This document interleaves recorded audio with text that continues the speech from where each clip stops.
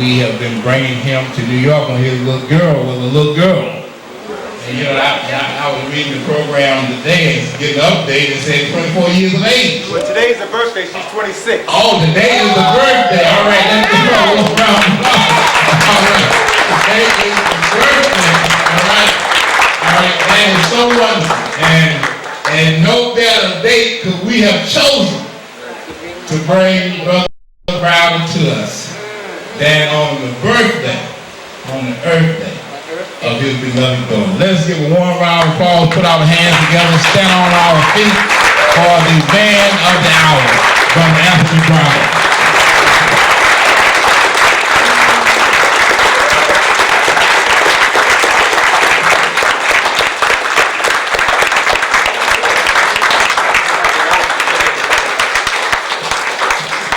Good evening, brothers and sisters. How are you?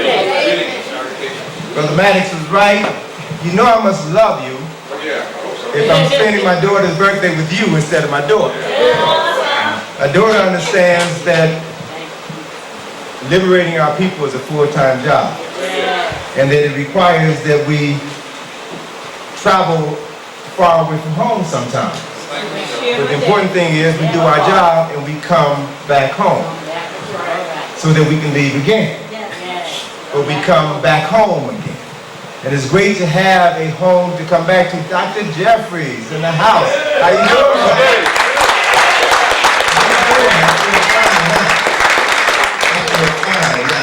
Yes, indeed. Well, I'm so pleased to be here. Always pleased to be with my brothers and sisters here at UAM. You all have been extremely supportive. I see a brother back in the back wearing one of our Egypt on the Potomac t-shirts. Those of you who take the field trip, next Sunday we'll have the opportunity to really see what that trip is all about. It is not a tour, it is a field trip. It's a field trip in the literal sense of the word. A field trip like the field trips you took when you were in school. It is an extension of the classroom where you're going to be exposed to historical, cultural, scientific, architectural, and symbolic information that will help you begin to understand what I refer to as secrets which have been literally hidden in plain sight. And the whole concept behind hiding secrets in plain sight is that if you want to keep something hidden from the people, you don't have to put it in a safe. You don't have to put it under 24-hour guard. The best way to hide a secret is to hide it in the open where everyone can see it. All you need to do is to separate people from their ability to understand what they see. So they'll walk past it, they'll drive past it, and they'll never know that the key to their mental salvation is right at their feet. So, you know, the field trip that I've done in Washington is something that I've been doing all over the country, because I found our fingerprints, our historical, cultural, architectural, and symbolic fingerprints everywhere I've gone in the world. It just so happens that they're probably a bit more plentiful in Washington than there are any place else, because it shows the extent to which white men value African knowledge, such that they use that knowledge in order to create what has become the capital of the wealthiest and most powerful nation in human history. They knew the value of African knowledge, and part of their job was to keep us on mental lockdown so that we can never truly understand who we were, what we came from, and what our contributions were to culture and civilization. So as long as we remain Negroes, as long as we remain mentally dispirited, then we will never be able to access that which is right within our grasp. And so these meetings that you all have here and have had through UAM for so many, many years are vital, because it is your opportunity to begin to re-immerse yourself in your history, your culture, into those traditions that will help you begin to recover your mind. Because Brother Maddox was right in terms of doing those radio interviews. You really begin to realize how sick we are. We are a sick people. But I understand the depth of that sickness. I understand the source of that sickness. And before we can truly heal ourselves, we must first acknowledge that we are sick. That's the problem. That's the hardest part of the problem. To acknowledge that you are sick and that you need help. And once you begin to cross that very small threshold. It may look like a major threshold, but once you cross that small threshold, then you can begin to open the door to transformations, physical transformations, mental transformations, and spiritual transformations that you have always had the power and the ability to access. And so these meetings here are significant because they help you unlock those mysteries and begin to know that which you weren't supposed to know. So I'm pleased here tonight to add to your mental development and your spiritual liberation. And the topic that I chose for my presentation this evening is entitled Barack or Not Barack, an analysis of the historical and spiritual significance of a Barack Obama presidency to America, to Black America, and to the world. And so this analysis is going to be based on investigating 6 different areas. The first area is, who is Barack to America? Who is he to Black America? And who is he to the world? The second point of interest is, does Barack really care about Black people? So this is going to be a critique of the Black critics of Barack.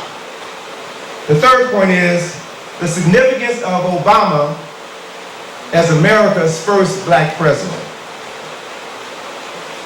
The fourth point is racism in America dead or in a state of suspended animation?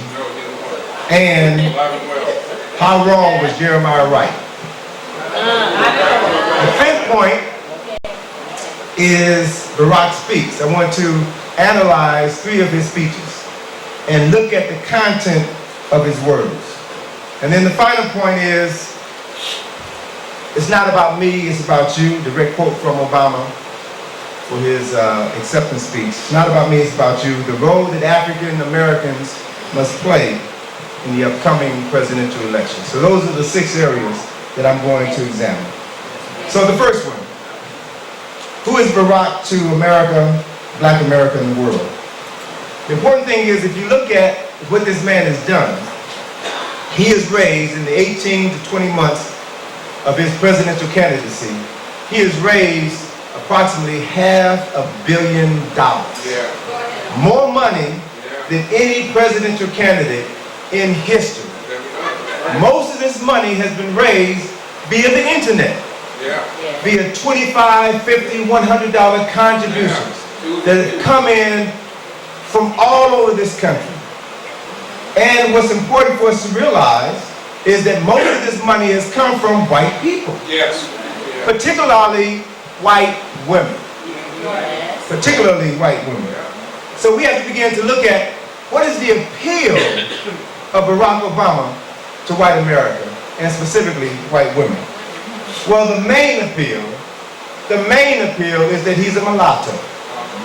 That his mother is European American and his father was African. Not African American or Black, he's African. He doesn't have the stain of slavery. He doesn't have the stain of the civil rights movement. He is apart from this country. So he is separated from the guilt that white folk have about what they did to our ancestors. So they can see him through a different light.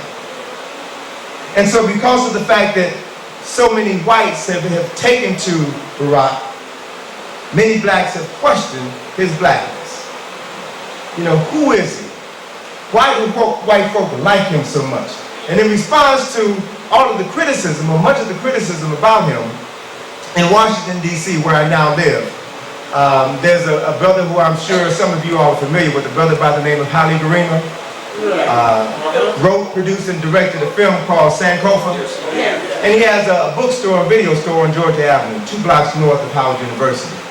And one of his close colleagues, a good brother from the Caribbean, a good brother from Trinidad by the name of Ackland Lynch, who's a professor, a brilliant mind, retired professor from Howard University. And they talk a lot. And so Ackland is very politically astute, was talking about this Barack phenomenon. And so he encouraged Haile Garima to sponsor a 3-week lecture series at his space so that they could bring in scholars, activists, community organizers, and have them discuss before the community who Barack is to me. So Brother Lynch structured this program, which was held over the course of 3 weeks. The first week you had community organizers. The second week you had a number of scholars from Howard and several other educational institutions. The third week you had artists, spoken word artists, and other social activists. And those 3 weeks of activities were profoundly engaging in so many different levels. So you had folk who talked about the validity of Barack running for president. You had others who said that, well, he's nothing more but an extension of this country. He won't be able to do anything for black folk. You know, so all kinds of issues came out during this discussion. And what we found is, and what I found as I was sitting in the audience observing everything, was that there were a number of people in the audience, majority of people in the audience, who weren't in favor of Barack, who were not supportive of Barack. So let me kind of put this in context for a minute. I've had the pleasure of traveling throughout this country and throughout the world, specifically within the last 6 months, 12 months. You know, my travels have taken me to India, to England twice, to Mexico, to Belize, to Egypt. And everywhere I've traveled outside of this country, everyone that I have encountered, once they found out that I was from America, they all expressed to me with great excitement about Barack running for president. Outside of this country, everybody is rooting for this man. Why? Because they hate America. They don't hate Americans. As one Egyptian told me, I don't hate Americans, I hate your government. I hate your government because your government has exported terrorism and war all over this world. Your government is disenfranchising governments and people all over this world. And in their mind's eye, to have a person of color at the helm of this government might make a difference. It might make a difference, okay? And that's one of the reasons why when Barack was in Berlin in July, over 200,000 people came out to support this African man. 200,000 people. Now you know Berlin is a nation that doesn't have a whole lot of love for black folk. But those folk in Germany are hurting financially because of what is happening in this country. And how this country's manipulation of wealth is affecting people's pocketbooks all over the world.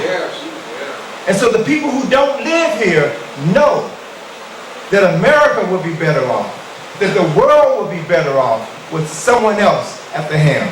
And that someone that they're looking for is Barack. That someone that they're hoping for is Barack. George W. Bush has run this country in the ground.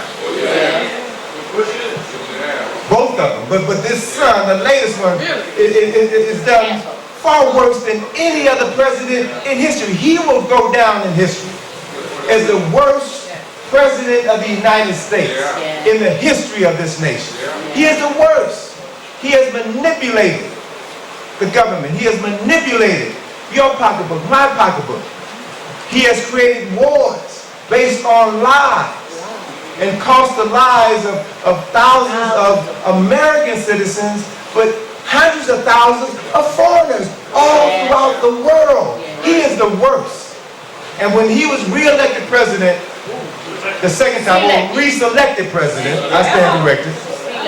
When the election was stolen the second time, I remember the front page of a newspaper in London, England, asked the question, the headline read, "How stupid are Americans to have allowed him to steal the election twice?" And we did nothing. We didn't protest. We didn't demonstrate. We just said, oh well, that's the elected process, and we went on with our business. And he went on with his business, which was the continued destruction of this nation and by extension, the rest of the world. And so others that I've encountered throughout this country know what we need to begin to understand on a very basic and fundamental level, that Iraq is America's last chance to redeem itself. If they don't get it right this time, we can kiss it all goodbye. So let's look at point number 2. Does Barack really care about black people? And I want to look at some of the critiques, some of the critics of Barack. At the 3-week lecture series that Acton Lynch held at Sankofa, when he saw that there was so much overwhelming, not hatred, but distrust for Barack, Brother Ackman stood up and just asked one simple question of the audience. How many of you all have read his book? And of the 50 or 60 people in the audience, maybe 2 read his book. So he asked the question, how can you critique him? If you haven't read his book, you can't critique him based on what you've seen on television or what you read in the newspaper. Have you read his own words? Do you know how he thinks? And if you haven't done that, then you need to shut up. Plain and simple. So, Ackland's declaration made me read his book because I hadn't read it. And because he's a man who I respect, who I love, who I appreciate, I decided to read the book. And as I've read the book, I've come to understand his first book, Dreams from My Father. When I read this book, I came to understand that Barack Obama is blacker than most black folk that I know, including a whole lot of folk who consider themselves to be African-centered. I'm telling you the honest God truth, based on my reading of his book. His book is a soulful telling of a black man in search for his father, in search for his identity. And as he talked about this search, I can relate to it. Because I spent my life as a black man searching for my father. I don't know who my father was. Never met him. I spent my life searching for my identity as a black man in the world. And so I can identify with his quest, the basic quest that every person has. Who am I? Where did I come from? And what is it in me that drives me to do the things you do? If you're lucky and have 2 parents, then part of that question can be answered. Because you can look at your parents and see yourself in them, their speech, their walk, their talk. But if you're separated from one of your parents, then 50% of you will never know. And you don't know how deeply that bothers someone until you're missing that 50%. So his book deals with that. He talks about the fact that he was raised by a white mother from Kansas who introduced him to black literature. Talked about the fact when he was a child, his mother was the one who introduced him to the works of Martin Luther King, Malcolm X, James Baldwin.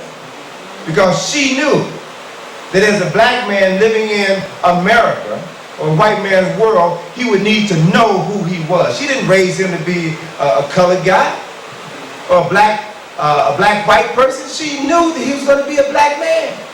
And so she prepared him to deal with life as best she could as a black man. So remember in his presidential acceptance speech, he talked about the fact that his mother woke him up at 4 o'clock in the morning to do his homework because she wanted to prepare him for a world that was going to be anti-black male. How many mothers do you all know check their children's homework, let alone wake them up at 4 o'clock in the morning to do it? So let's get serious. Let's be honest with ourselves as we assess this man. He talked about the fact that after his mother remarried and he was in high school, he decided to come back to Hawaii to stay with his grandparents so that he could go to school in Hawaii. And as he talked about this relationship with his grandfather, who was more like a father to him, and if you read the story about his grandfather and his grandfather's relationship with his grandfather's life was kind of similar to the life of most black men I knew. He was struggling to make ends meet. He was struggling living in a household where the female in the household was making more money than he was. He was frustrated with life. had hopes, had high hopes, but was never able to achieve his high hopes. He talked about when they were living in Hawaii, he would always go down with his grandfather every night to a local bar. His grandfather would have a drink, and it just so happens, based on his description, the bar was in the black part of Hawaii. It was a black bar. Everybody in the bar was black. They knew him on a first name basis, and he hung out with black folk. So while Granddad was sitting down, drinking his beer, talking with the brothers, Barack was sitting down at the bar, drinking his Coke, talking with other folk in the bar. So he grew up around us. He knows our issues, and he's very clear about who he is. And then after college, after he graduated from Columbia, he moved to Chicago, my hometown. Moved to Chicago. And specifically, he got a job as a community organizer working in Argyle Gardens. Now, I grew up on the west side of Chicago. Argyle Gardens is on the far south side of Chicago. I didn't go to Argyle Gardens, all right? I didn't go to Argyle Gardens because as a black man living in Chicago, you knew that there were certain places you don't go because white folk would beat you up and your own folk would beat you up if you're from the wrong neighborhood. So he worked in Argyle Gardens. So I can respect him going back into the community to work with our folk. He could have got a decent job working on Wall Street here in New York, or working in downtown Chicago or DC or Philadelphia, but he chose to work with his own people. So we have to acknowledge that. And in the book he talks about his relationships with people in Chicago. He talks about the various communities that he lived in and worked in Chicago. So I can relate to this book again on many different levels because he was talking about my city. He was talking about people that I knew, that I grew up with. And there's a passage in the book where he talks about meeting this brother, this older brother, who was training young men or preparing young men for high school. And I want to read you this passage, a couple of passages from this section of the book because it describes his understanding of what black children, specifically male children, have to go through in this country. He met this brother, he was introduced to this brother named Asante, who was a counselor for young men. He said that we followed Dr. King's directions to a small office toward the rear of the building. It was decorated with African themes, a map of the continent, posters of ancient African kings and queens, a collection of drums and gourds, and a kente cloth wall hanging. Behind the desk sat a tall, imposing man with a handlebar mustache and a prominent jaw. He was dressed in an African print, an elephant hair bracelet around the thick wrist. He seemed a bit put off at first, and he had a stack of SAT papers. So let me go on. He said the first thing, and so he was talking to Barack and his assistant about the work that they were doing as community organizers and the people that they were interacting with. So I want you to listen to this statement from Brother Asante here. The first thing you have to realize, he said, looking at Johnny and me in turn, is that the public school system is not about educating black children. Never has been. Inner city schools are about social control, period.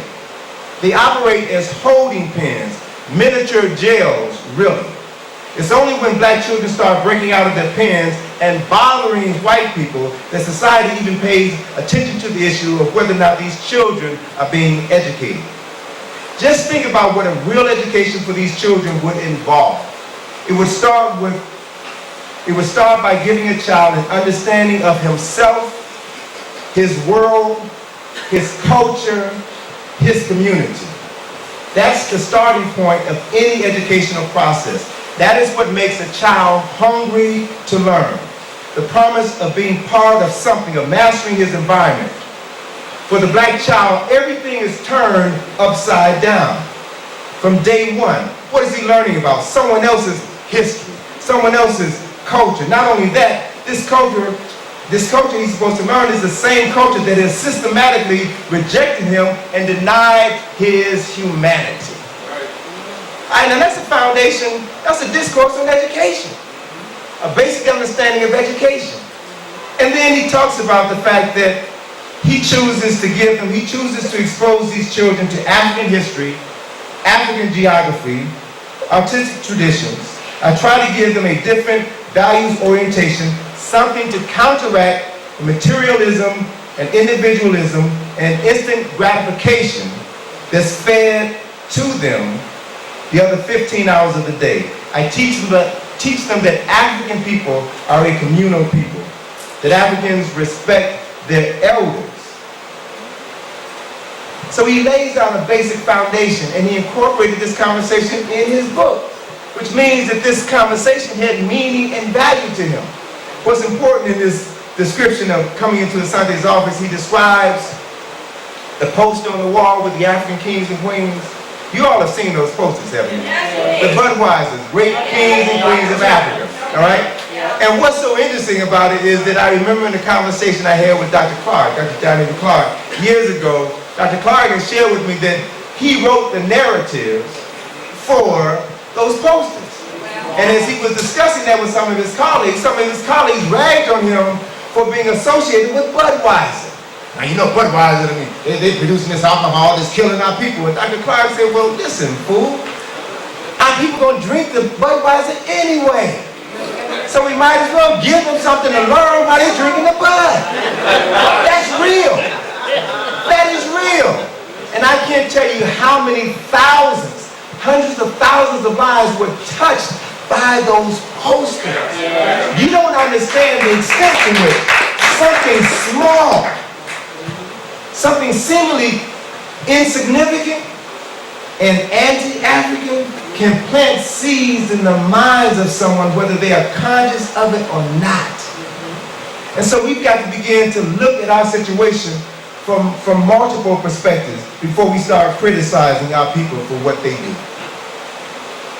A couple of other passages in the book, Barak describes his journey to Africa to visit his father's relatives after his father died. Now the book begins with him receiving a phone call from his sister in Africa that his father died in a car accident.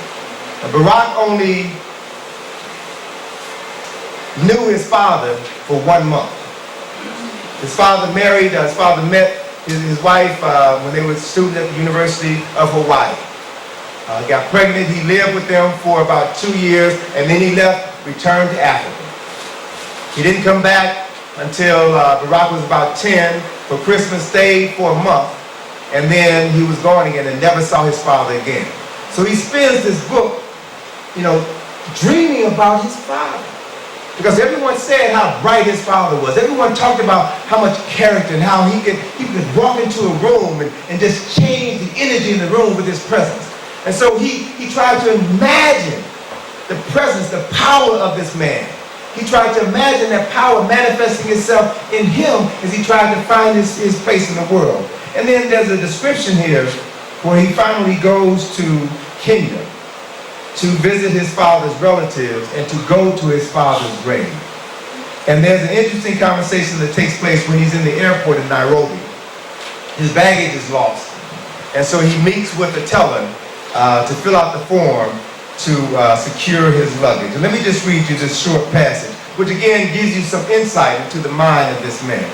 He said, I completed the form and gave Miss Omoro, I gave it back to Miss Omoro, who gave it the once-over before looking back at me. She said, you wouldn't be related to Dr. Obama by chance? He said, well, yes, he was my father. Miss Omoro smiled sympathetically. I'm very sorry about his passing. Your father was a close friend of my family's, and he would come often to our house when I was a child. He said the very fact that she recognized my name, that had never happened before, I realized. Not in Hawaii, not in Indonesia, not in LA or New York or Chicago. For the first time in my life, I felt the comfort, the firmness of identity that a name might provide, and how it might carry an entire history in other people's memories, so that they might nod and say knowingly, oh, you're so-and-so's son. No one here in Kenya would ask how to spell my name or mangle it with an unfamiliar tongue. My name belonged and so I belong, drawn into a web of relationships, alliances, and grudges that I did not yet understand. So it's about finding self and appreciating those little things that we take for granted, those little things that we aren't even conscious of, that help to ground you in a greater sense of self than we can ever imagine. Even the title of the book is significant. The book is entitled Dreams from My Father, a story of race and inheritance. Dreams from my father. Not dreams of my father, but dreams from my father. And as a graphic artist, as I look at the cover of the book, I noticed that in the design of the book, all of the words are initial caps, except from, which is in all lowercase. So this was designed in order to draw your attention to the word from, so that you can understand on a very basic and fundamental level, he is not dreaming of his father, he is tapping into the ancestral memory of his father. All right? Understand what is here. It's hard to see it if your mind is filled with hatred, or if your mind is filled with confusion. It's hard to see reality if you're blinded by other issues. And so it's important to realize that we have to look at this man on several different levels. There's another passage in the book that I'd like to share with you that again deals with this issue of identity and also reinforces this quest for a black man to find his father, to identify with positive aspects of his father. This next passage I want to read to you is a conversation between Barack and one of his co-workers, a brother named Johnny.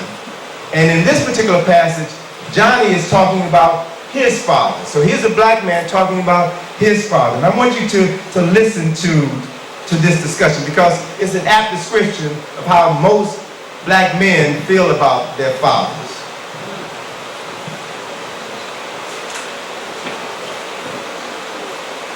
He says here, Johnny says, it's funny, he said, how listening to Asante back there made me think about my old man. And then he goes on to talk about his father. He said, never seemed like he really enjoyed life. You know what I mean? On weekends, he'd just hang around the house with some of my uncles, and they would come over and drink and listen to music.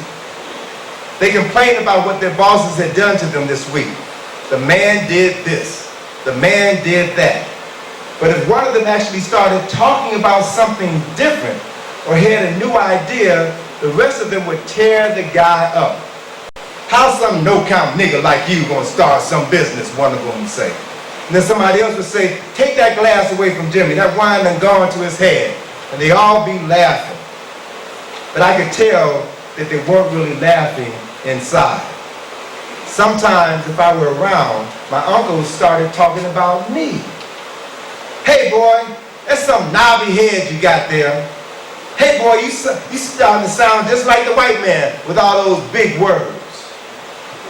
Johnny blew a steam of smoke into the hazy air. When I was in high school, I felt ashamed of him, my old man I mean, working like a dog, sitting there getting drunk with his brothers. I swore that I would never end up like that. But you know, when I thought about it later, I realized that my old man never laughed when I talked about wanting to go to college. I mean, he never said anything one way or the other, but he always made sure that me and my brother got up for school, and that we didn't have to work, and that we had a little walking around money.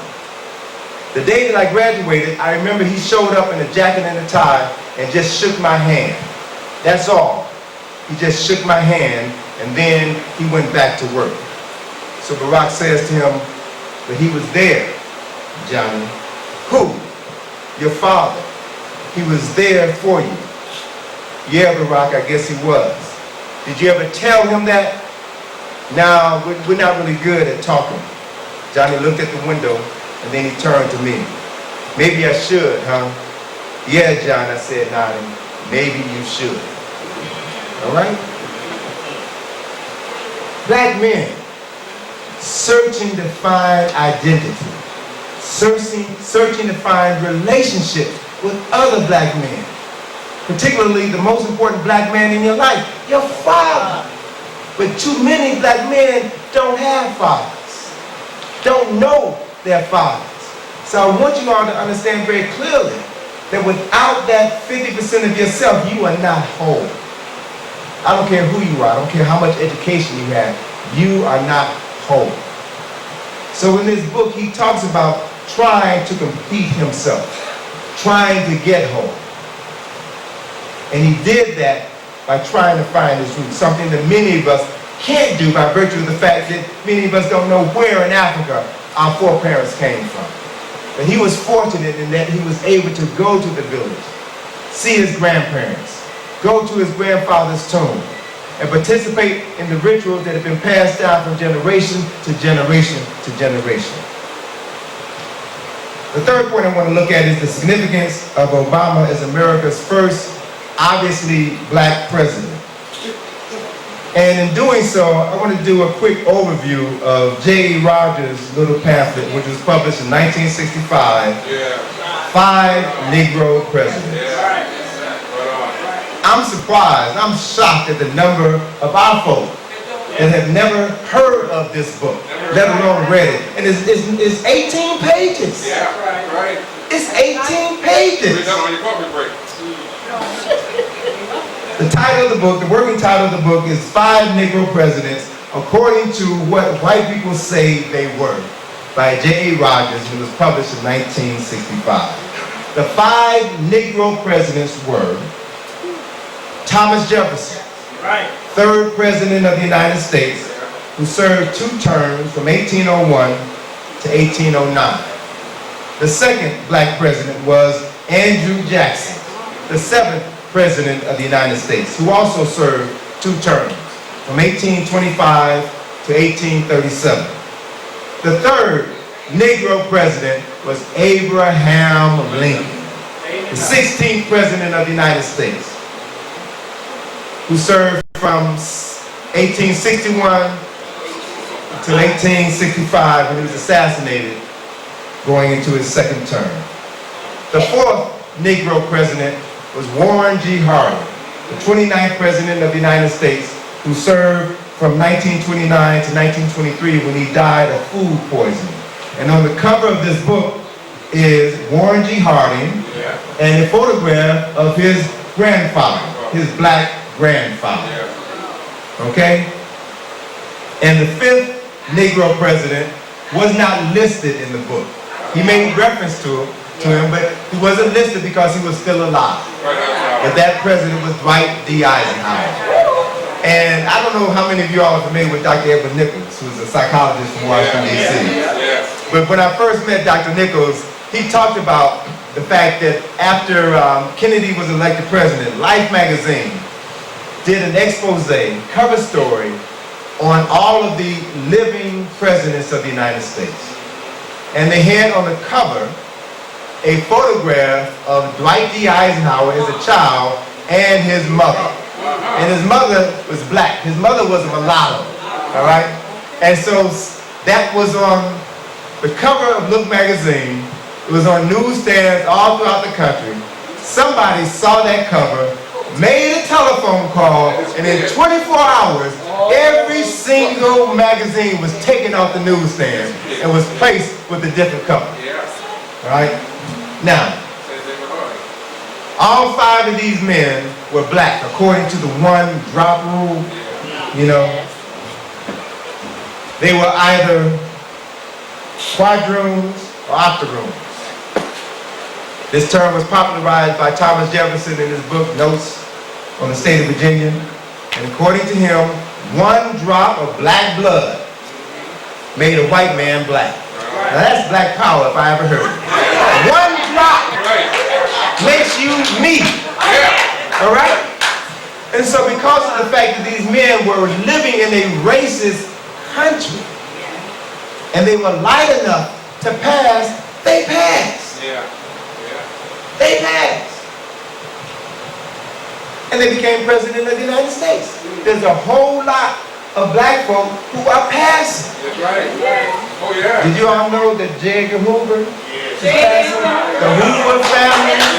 The Hoover family are Negroes who have passed for white. And it's something about the hatred of self that we have that causes us to aggress against our own even when we're passing. So it helps you understand Hoover's hatred for Dr. King because of who Hoover was, not who King was. All right? So we've got to look at these issues. So if Barack Obama is elected president, we will have to understand that he is a mulatto. All right? And thus he would be the first phenotypically identifiable black president of the United States. So the question is that we have to raise, as everyone is talking about, Barack Obama could potentially be the first black president. Why aren't we talking about this history? This is a great opportunity to educate our own and maybe white America in the process. This is an opportunity that we should not be passing by. Every child in every classroom should have a copy of this book so that this could be discussed. This is a hot topic. The important thing about understanding the significance of moments in time. Certain moments in time are pregnant with possibility. And so you have to be able to recognize those moments and impregnate those moments with the possibilities of changing the world. This is one of those moments. So we have to look at ourselves. What are we doing to capitalize on these moments? These are opportunities that you must first recognize as opportunities and then have the knowledge to know what to do to take advantage of this opportune moment. You can't just sit back and complain because you don't like what's going on. There's something that you can do. Anybody can complain. Matter of fact, that's the easiest thing in the world to do, to sit on your butt and talk about somebody who is doing something. Issue is, what are you doing? What are we doing to take advantage of these moments? And so, one of the reasons why we aren't talking about these issues is because we don't know our history. We don't know our history, and we don't know that we don't know our history. Talk about we're black folks, but we don't even know our history from 40 years ago, let alone 100 years ago. And there's no excuse for that. There's no excuse whatsoever for us to be as ignorant as we are. As Alton was saying, the reason why we talk so crazy is because most of us are ignorant. We're not illiterate because we can read. We're illiterate because we don't read. If you have the capacity to read and to internalize what you've read, it will dramatically change the quality of your thinking and the quality of your conversation. That's something that we can do. That's something that we have control over. So, I want us to understand that we cannot expect our former enslavers to teach us our history. That's not going to happen. That's not their job. That's our responsibility. To educate ourselves, to educate our children, to educate the children on our block. To spend some time talking to them, reading to them, helping them begin to understand this process called life, so that they can make better choices. I'd like for you all to do something for me. I'd like for you to close your eyes for a minute. Close your eyes. And I want you to use your imagination. And I want you to imagine the front page of your local newspaper on Wednesday, November the 5th. And I want you to look at that headline. Obama wins the election. Now, how does that make you feel? Looking at that, how does that make you feel? Internally, deep inside. Now, there's a passage in the book when Barack first came to Chicago, he went to a barbershop to get a feel get a pulse of the community. And this is shortly after Harold Washington had been elected mayor of Chicago. And the brothers were talking about how Harold Washington, being elected president, just so profoundly impacted every every black person in America. He said it was just like when Joe Louis beat Max Miller. Everybody was excited. Everybody was rooting for him because it was the first time that we got control. Now granted, there were some folks who had some issues with Harold Washington because politics, now you know, politics is a dirty game. And if you're in the game, you gotta play dirty. I mean, there's no question about it. But Harold knew how to work that game, knew how to work it enough in order to win that election. He didn't do everything to change, but he did make some profound changes. And changes come with time. You need opportunities and time. I want you to imagine that if Obama is elected president, or I saw Dr. Fukuyama. You all familiar with Dr. Fukuyama? Yes. He was in Washington last month to do a lecture. And when he walked in the door, he was wearing an Obama pin. And I said to him, it's obvious who your candidate for president is. And he looked at me with all seriousness, because Dr. Fukuyama was a very serious brother, a deep brother, very serious brother. And he said, the ancestors have said that Obama is going to win. So he was dealing with this situation from a totally different perspective than I was. The ancestors said that he is the right man for the job at this particular point in time in history. I want us to understand how just on a psychological level, how Barack will affect everybody in this country, not just black folk, but everybody in this country. Do you realize that his photograph will be in every federal office in this country? So even white folk who don't like black folk, I'm going to have to see his picture on that wall for at least 4 years. Understand the psychological effect that that image of that black man is going to have on them on a conscious and subconscious level. Understand that in every military installation throughout the world, every embassy throughout the world, his picture is going to hang on that wall. We can't just deal with things on a superficial level. We've got to begin to understand that things manifest themselves on a spiritual and a mental level. And all of these things are going to be working within the next couple of months. So we've got to begin to broaden our perspective of this moment in time, where we are in this moment in time, and how we must use our time to take advantage of every single second. Fourth point I want to talk about is racism dead or in a state of suspended animation. Barack addressed the issues of race in his book, Dreams of My Father, a story of race and inheritance. So he was very clear about these issues of race. The book was published in 1995, 4 years after he graduated from Harvard Law School, 9 years before he spoke at the Democratic Convention in 2004, where he delivered a keynote address. So this book was written before anybody ever heard of Barack Obama. And he laid out his heart and soul. He talked about what life was like for him as a child. Talked about getting high. Talked about shooting school. He's talking about all the things that any young child does growing up. And he talked about how he found himself and charted a course for his life. Again, the issue that impressed me was that Barack chose to work as a community organizer in the south side of Chicago. Chicago was, in the early 80s, and still is today, and it certainly was the 21 years that I lived in Chicago from actually 20 years, from 1951 to 1971, Chicago was and still is the most racially segregated city in the United States of America. It still is, even more so than New York, even more so than New York. If you all recall, in the 60s, Dr. King decided to move his civil rights movement from the South, came to Chicago. He came to Chicago, not Cicero. Cicero has changed. Chicago has changed a lot over the years. Black folk live in Cicero now, you know.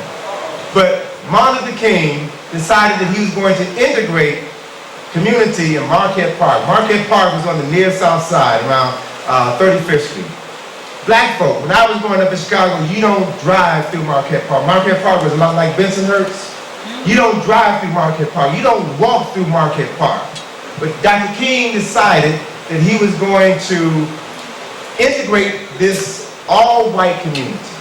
And those of you all who are old enough to remember when King was living in Chicago, you probably remember the images in the newspaper and on the television news where there were crowds of white folk, hundreds and hundreds of white folk, men, women, and children, protesting his presence in their neighborhood, spitting at him. You would think that these scenes were taking place down in Birmingham, Alabama, or Meridian, Mississippi. This is on the south side of Chicago. And in one event, up south, exactly right. And one particular occasion is Dr. King was walking through this crowd with Jesse and all of his other lieutenants. Someone took a brick and threw it at King, hit him in the head.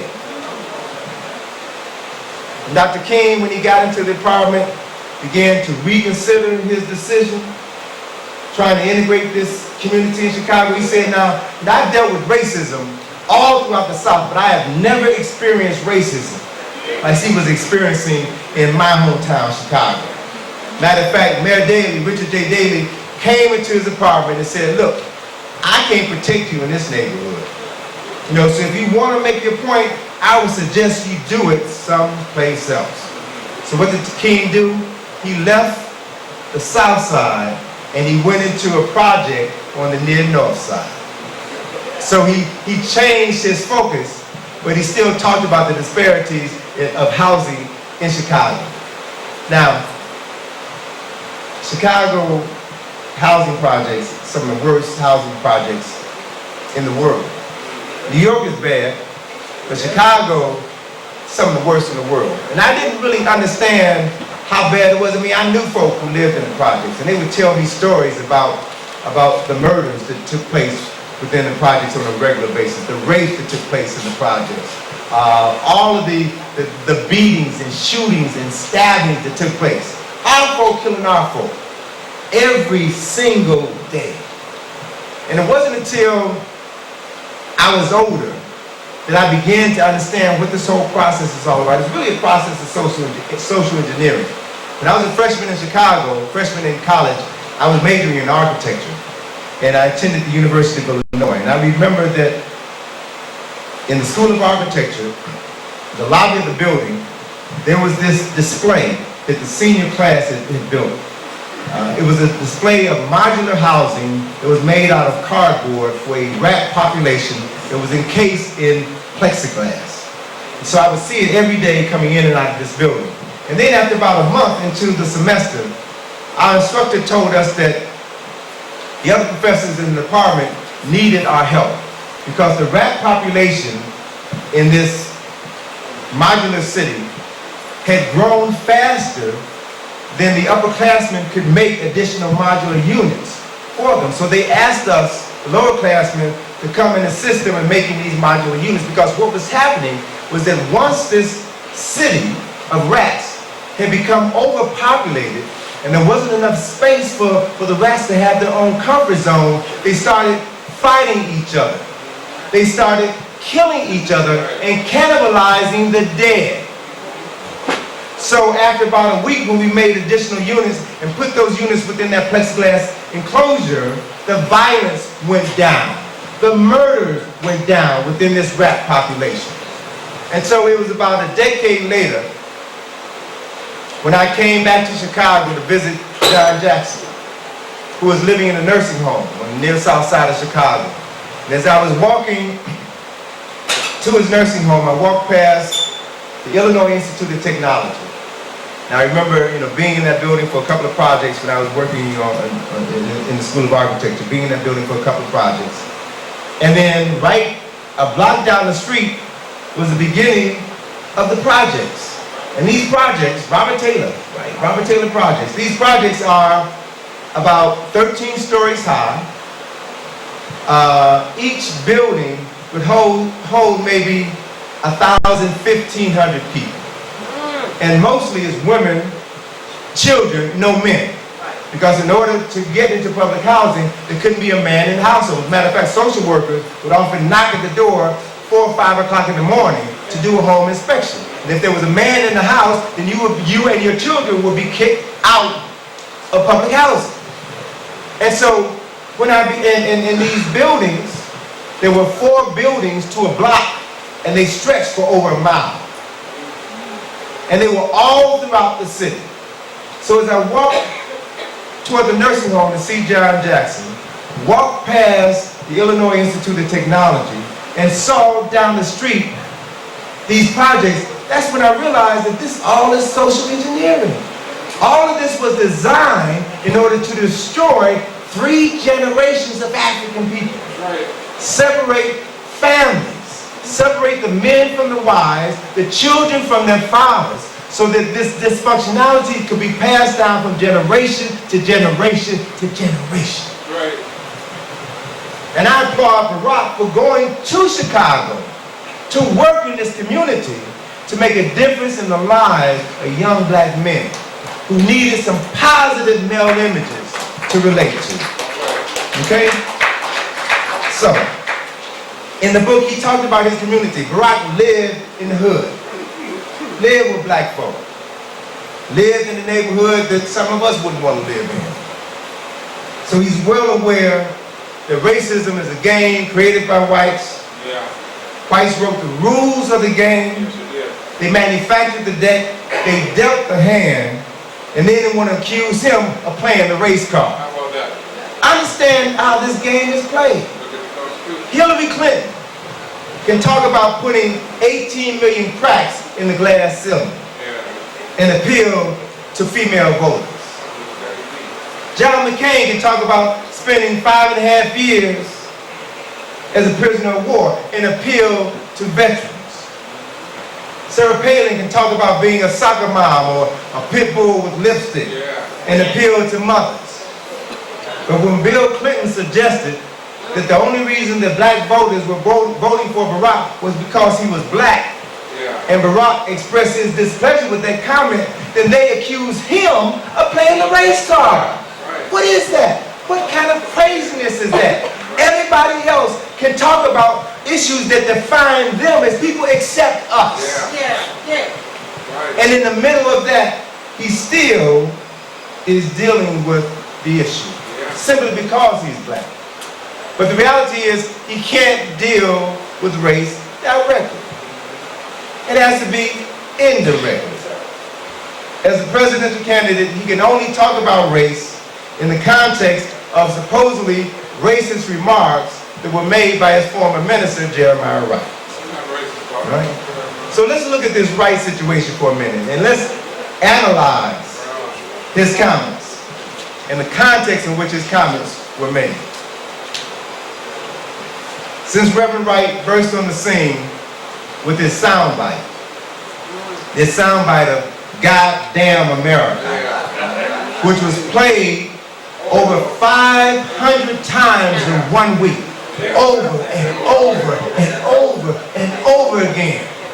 That's the media doing that in order to connect Barack to this minister, so that even though he wasn't talking about race, he went to the church of Reverend Wright, so obviously these must be his thoughts as well. Projection and association. The interesting thing is about Wright's comments, I have not spoken to one Negro, I have not spoken to one black person, I have not spoken to one colored or African American who disagreed with what Wright said. All of us know that Wright was right. His comments were absolutely right. And anybody who lives in America truly understands what he was saying to be true. And Barack initially addressed those issues, that the black church is different than a white church. And that we talk about issues in our churches the white folks don't talk about in their churches, because of how we relate to this country and how we relate to the Lord. But the interesting thing is that Wright's comments were comments that were somewhat similar to Malcolm's comments 45 years ago when he said chickens were coming home to roost. Malcolm was kicked out of the nation when he made those comments. Remember that? He was kicked out the Nation of Islam. For talking about the assassination of John F. Kennedy and saying America's chickens are coming home to roost. Khalid Muhammad was kicked out of the Nation of Islam when he made comments about the Pope. Alright?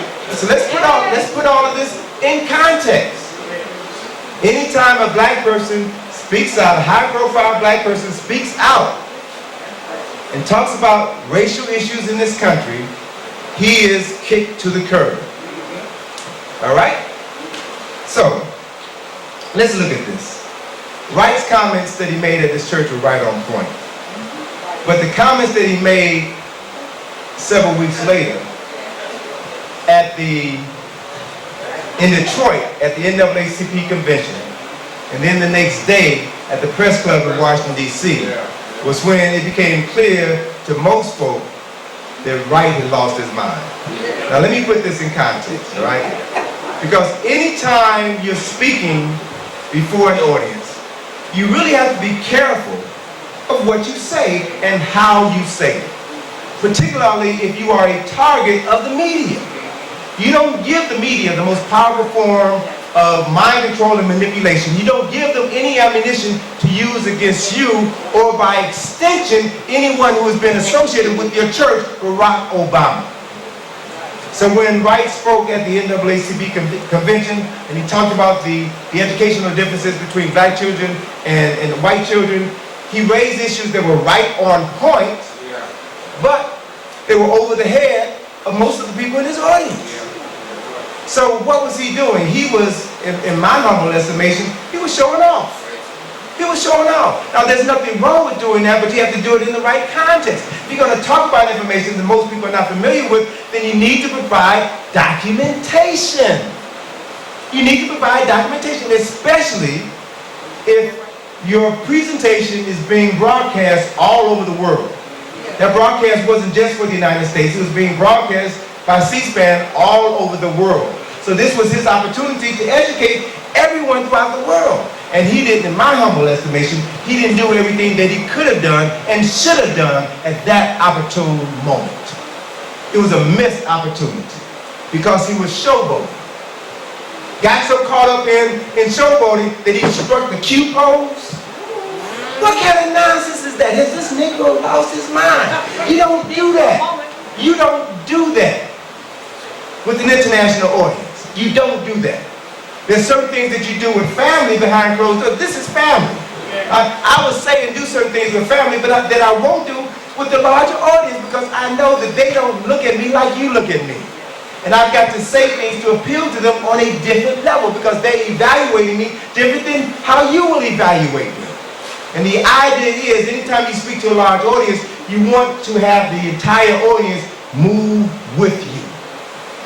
You don't want to lose them by saying something that they may misinterpret.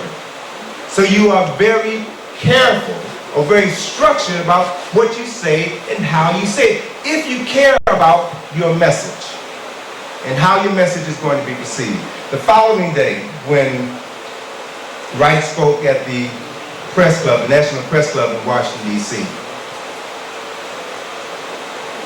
that's when he lost it. Now, he's a bright man, he's an educated man, he is an articulate man, but he should have known that he was being set up. He should have known that he was being set up. He was there in D.C. for a conference of black ministers that was being held at Howard School of Divinity. The meeting at the press club was set up by Barbara Reynolds, who is a supporter of Hillary Clinton.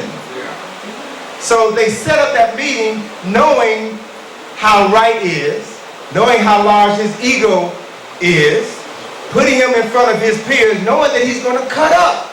And he did cut up. His talk was good, but then he went overboard during the Q&A session when he started attacking that poor white girl who was asking the question, the moderator of the program. All right? Now, he almost made me feel sorry for her. Almost. But you got to understand, now other people watching this. how white folks, Hispanic folks, other folks watching that reacted to this black man beating this white girl down.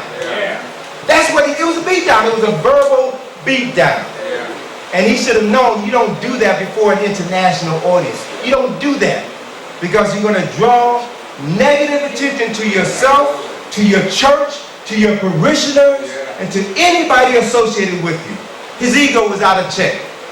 And he's paid for it because you have not heard from him since, have you? You have not heard from him since.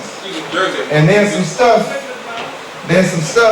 that has been surfacing that I don't know if some folk are holding this for a late October surprise. But and I don't want to get into it now because I don't want to gossip. But it was because of this speech that Obama finally had to distance himself from Jeremiah Wright.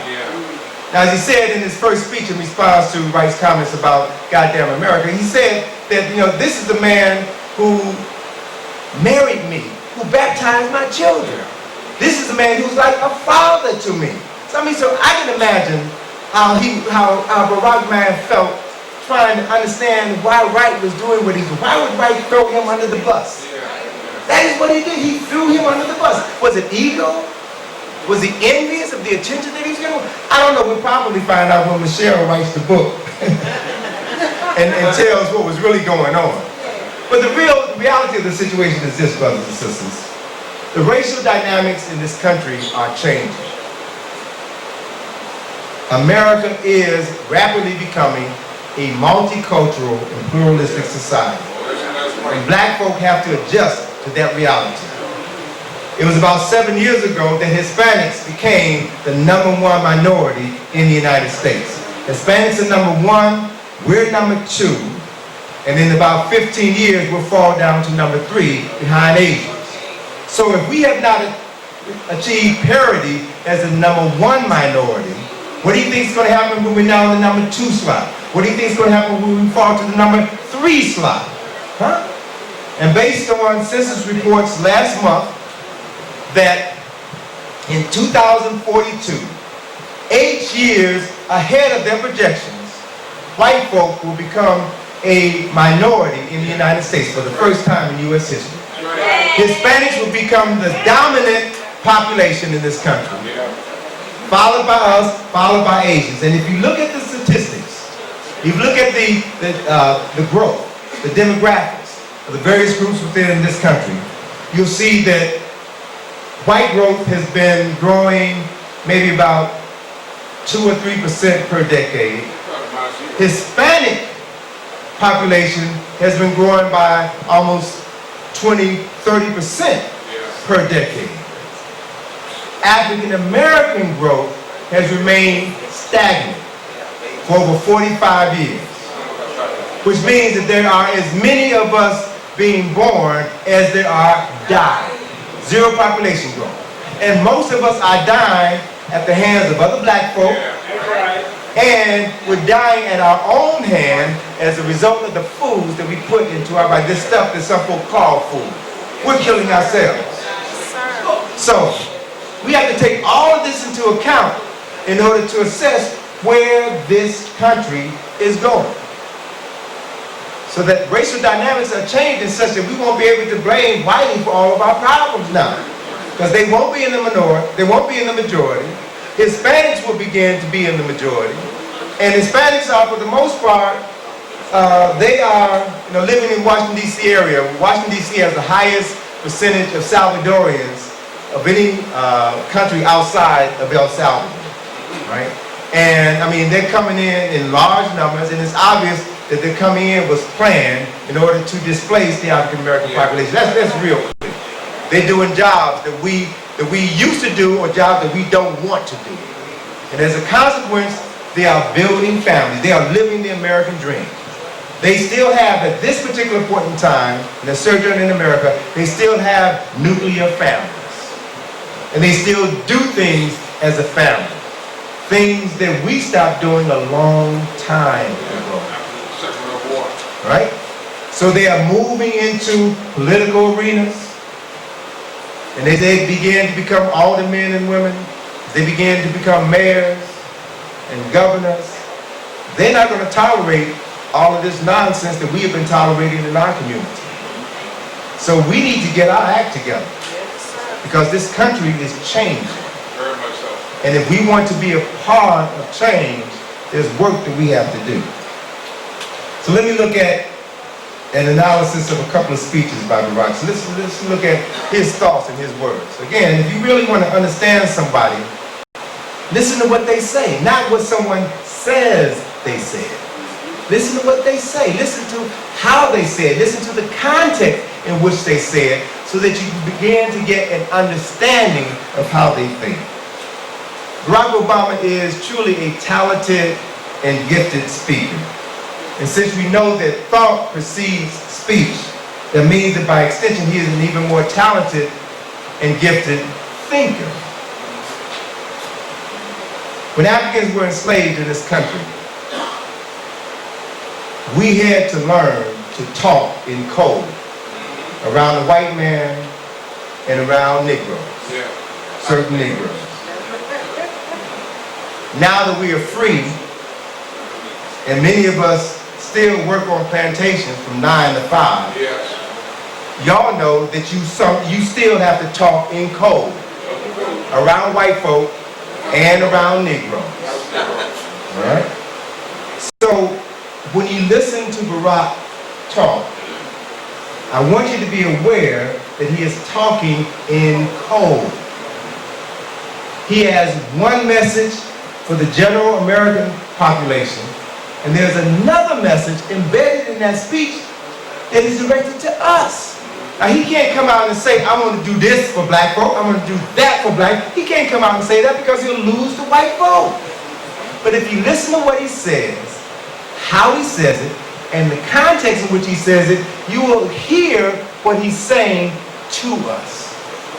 So you have to cultivate the ability not just to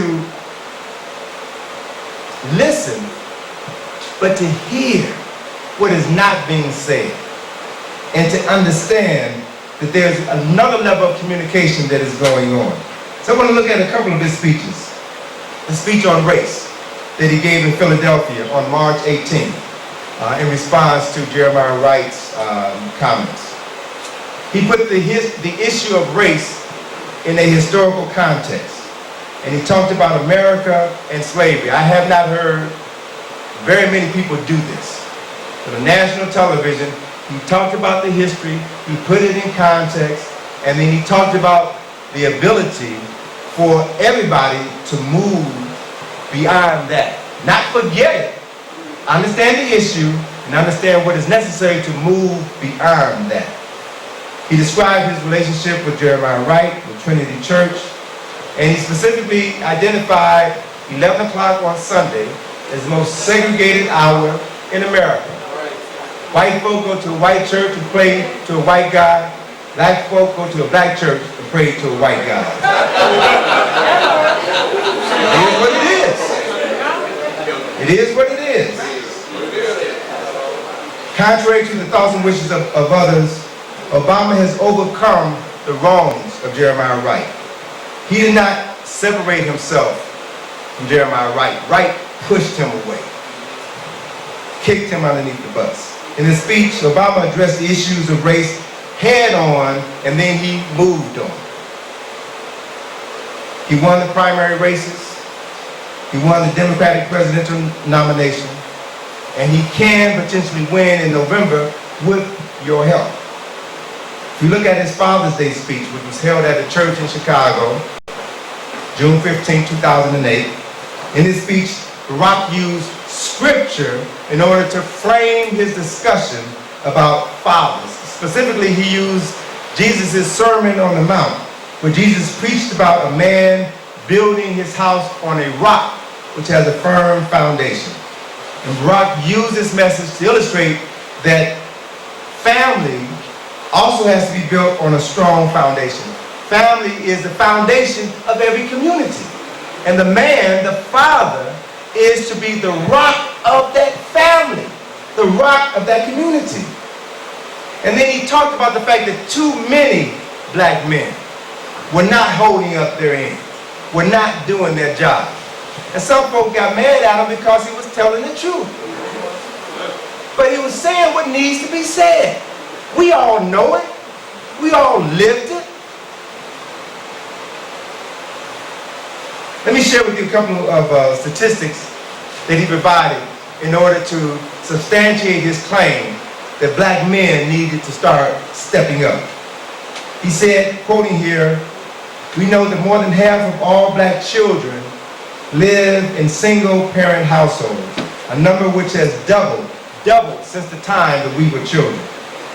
We know the statistics. The children who grow up without a father are 5 times more likely to live in poverty and commit crime.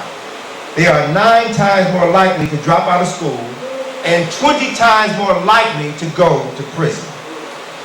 These are facts. This is the truth, like it or not. They are more likely to have behavior problems or run away from home or become teenage parents themselves. And the foundation of our communities are weaker because of it. This is the truth. And we need to be courageous enough to face the truth. Our men are not being men. They're not acting like men. Part of the problem is many of them didn't have men in the household. And I have to be honest with these sisters, a woman cannot raise a man. A mother cannot raise a man. My mother could not raise me to be a man. I needed men in my life to help me understand certain things that my mother didn't understand or couldn't explain to me. So we need men, courageous men, strong men to work in our communities, to be models, to be examples for our children, for our daughters, for our nation and our community. Barack proceeded to give examples as to what men could do to improve the quality of their lives and their community lives. So he didn't just talk about the problem, he gave statistics to validate the problem, and then he gave solutions to the problem. That's what you're supposed to do if you want to help somebody. You don't just criticize them. You help them understand what the issues are, and you give them the means by which they may help themselves. So the conclusion was simple. Since it's a simple and truthful message which needs to be repeated over and over again until it sinks into our heads and we realize that the only way we can change our condition is to confront our condition. We can't run away from it. You can't deal with the truth by simply ignoring it or wishing it away, or committing character assassination upon the messenger of that truth. So in that context, I gotta say, shame on Tavis Smiley. I gotta say, shame on Cornel West for being overly critical of his speech. I have to say, shame on Michael Eric Dyson for getting on Bill Cosby for saying the same thing. Now come on, now we gotta be serious. You know, folk accuse Cosby, folk accuse Barack of airing our dirty laundry. But don't you realize the world can see your dirty drawers because our children are walking around with their pants hanging out off their behind. What people on this planet allow their children to walk out of the house like that? No one.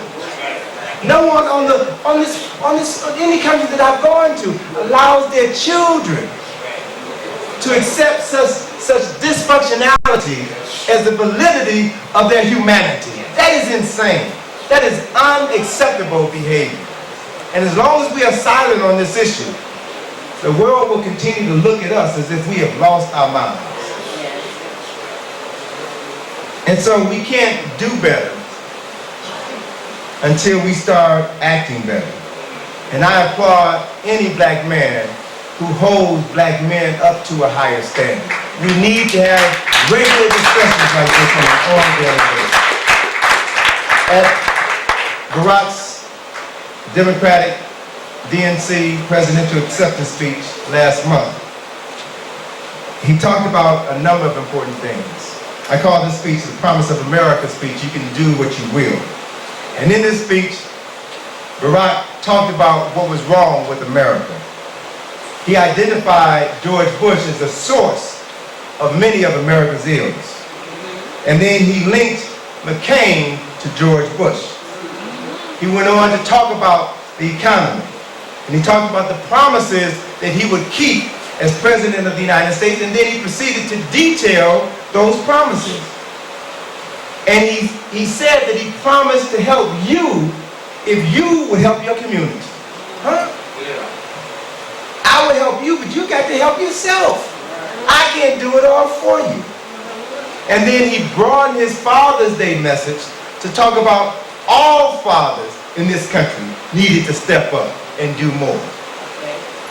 And then he delivered his punchline with the skill of Muhammad Ali in his prime, right?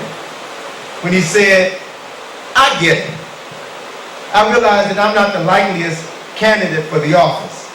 I don't fit the typical pedigree, he said. But I stand here before you tonight because all across America, something is stirring.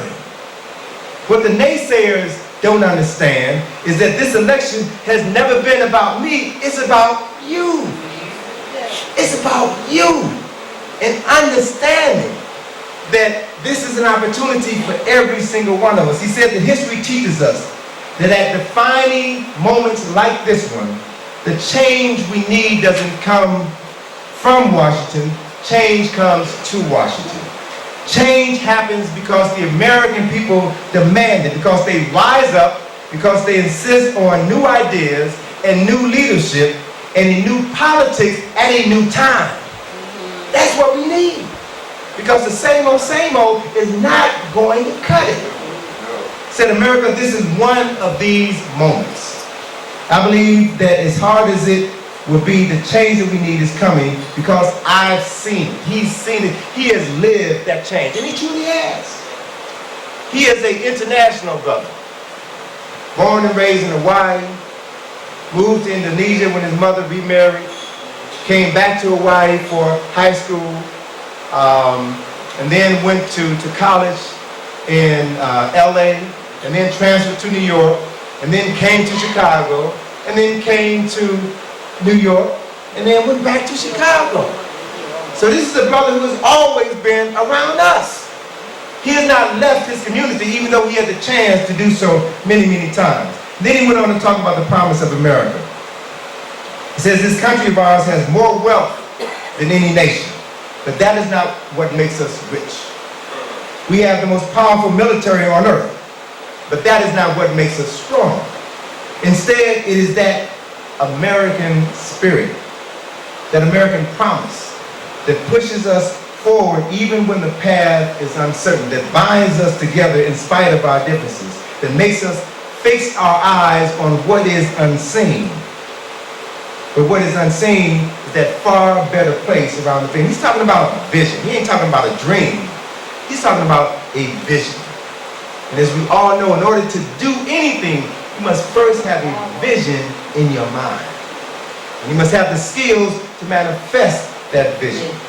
He said this promise is our greatest inheritance. And it is this promise that 45 years ago today brought Americans from every corner of the land to stand together on the mall in Washington, D.C. before Lincoln's Memorial to hear a young preacher from Georgia speak of his dream. We cannot walk alone, the preacher cried. And as we walk, we must take the pledge that we shall always march ahead, we shall never turn back. Now, Barack delivered this speech in a football stadium before a crowd of 80,000 people. That's history. Nobody in the history of presidential politics has ever done that. He moved the world with that speech. So we can't just look at him in the context of a black man speaking here in the United States. This is a black man speaking to the world which he has been a part of all of his life. And even mean-spirited Pat Buchanan had to acknowledge that Barack's speech was the greatest speech that at any political event by a presidential nominee. Even mean-spirited Pat Buchanan was moved by that message. Now, yeah, it's a lot of movement. Now, I got to be honest with you. As I watched the speech on television, I hung on his every word. Because I wanted Barack to do well, because I knew he was representing us before the eyes of the world.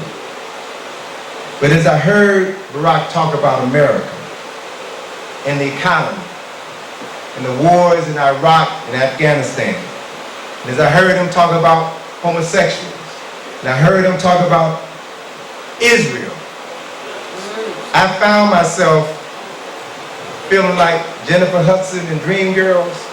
You know that scene in Dreamgirls when Curtis' manager is about to push her to the back and put Beyonce up front? And she said, but what about me? But what about me? I was waiting to hear him say something about us. I was waiting. But Barack, very skillfully and in code, made two references to a young preacher from Georgia who spoke of his dream 45 years ago that day. Now, the truth of the matter is, as we analyze his speech, we realize that he saved the best for last. He didn't have to mention King's name because everybody knew what day that was. Everybody knew the significance of Dr. King's accomplishment. So he didn't have to say his name. Just reference him. And symbolically, that reference would draw you to that particular moment in time. He's talking in code.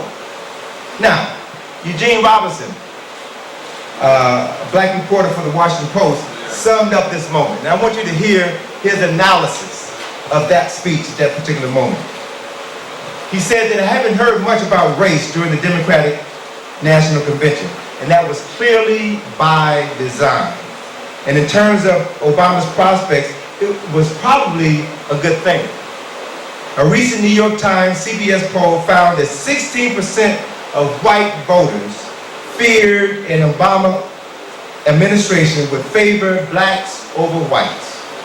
Obama has taken great pains to reassure voters that as president he would act without racial animus or resentment, and that he bears no grudges and intends to settle no scores. His success to date has depended largely on his ability to be seen as a candidate who happens to be black rather than a black candidate. Right? Now understand the truth of that. Understand where we live, in a racist country. If he came out and said what he really wanted to do, he would not have gotten as far as he had. Whites have always feared, after the end of slavery, after the end of colonization, after the end of apartheid, after the era of Jim Crow, white folk have always feared that we would do to them what they have done to us. But that's not in us. That's not our spirit. We have never aggressed against them like they have aggressed against us. But because of our miseducation, let's understand that. We aggress against ourselves. Yes. We aggress against ourselves because of that internalized racism, because of that internalized hatred. The key is, it took me a long time to really understand this and to resonate with what Dr. King's message was, that you can't harbor hate. If you really understand the process, the power and the emotions of love and hate. Hate destroys the person who harbors hatred more than it destroys the object of your hatred. If you understand the power of the mind, the power of thought and consciousness, it's better to be neutral and indifferent than to hate, because that hatred destroys you. That is why we are destroying ourselves, sisters and brothers. That's why we kill each other, attack each other physically or verbally. That's why we kill ourselves with the poisons that we feel put in our bodies, because of this hatred that we have not learned to neutralize, because we have not learned to love ourselves. Because when people love themselves, they talk differently to each other. They treat each other differently. They don't accept unacceptable behavior in their community. So there are lessons that we have to learn. So if we are to heal ourselves, we need to begin to understand my final point. The final point that Barack talked about, it's not about me, it's about you. We have to begin to understand the role that we must play in this upcoming presidential election and beyond. Because it doesn't stop with this election. It doesn't stop with you registering to vote. It doesn't stop with you voting. That's just the beginning. We have to begin to galvanize ourselves, to mobilize ourselves, to do the things that we did 50 years ago, before we had the right to vote, before integration. We worked together as a people, but we lost all of that simply because we had the opportunity to live next to white folk, to work with white folk, to go to school with white folk, as if that was going to solve our problem. So we have to begin to realize that there's an aphorism that all is fair in love and war. And if we've learned anything about the last 18 to 20 months of this presidential campaign, it's been that Americans love politics. And that the wars in Afghanistan and Iraq are hot political issues. History teaches us that every war is political. That wars are started by politicians, usually old white men. Every war has social ramifications that affects generations of people.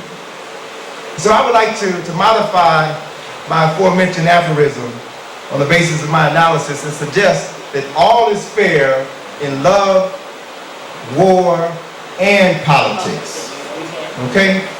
So let's define these terms so that we can be clear about what they mean to us and their impact on our lives.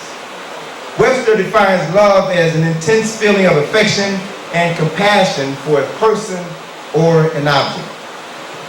The National War College in Washington, D.C. defines war as organized chaos. War is defined as organized chaos.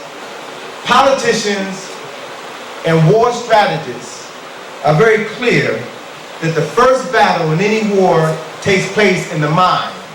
And the first casualty of war is the truth. Politics exerts such a powerful force over our lives.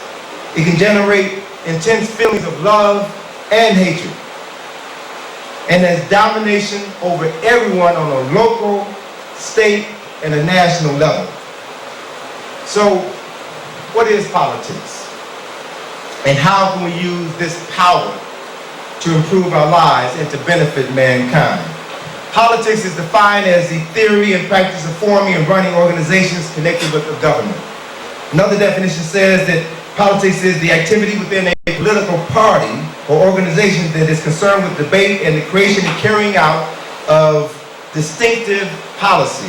And the third working definition is politics is the use of tactics and strategies to gain power over a group or an organization.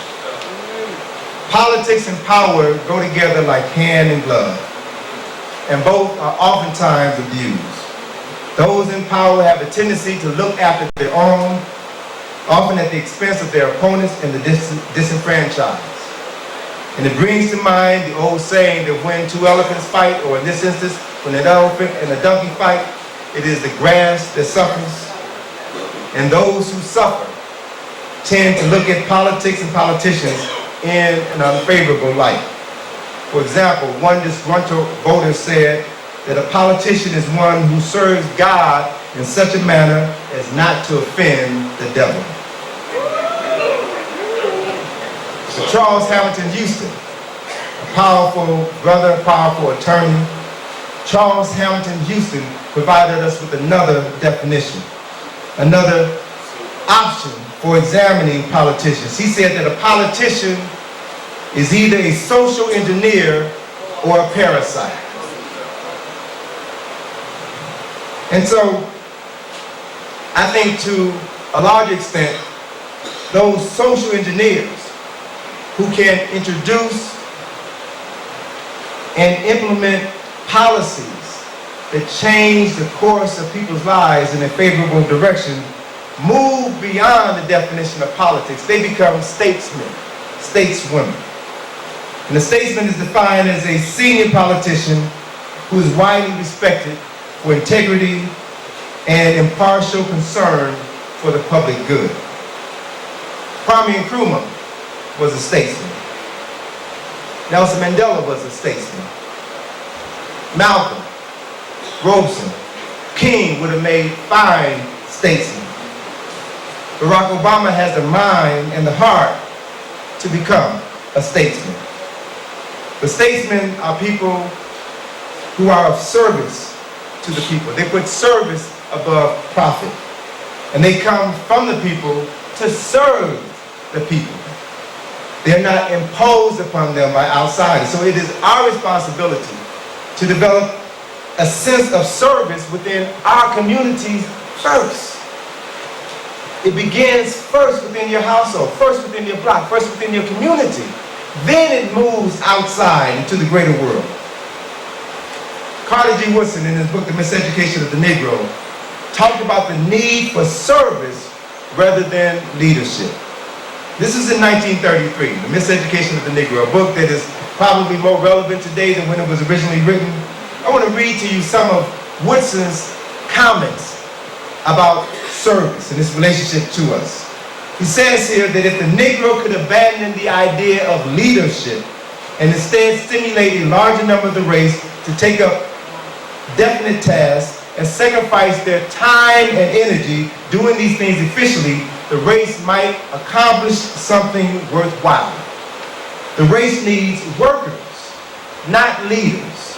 Such workers will solve the problems that race leaders talk about and raise money to enable them to talk about more. When you hear a man talking, always inquire about what he is doing or what he has done for humanity. Oratory and resolutions do not avail much. For if they did, the Negro would be in a paradise on earth.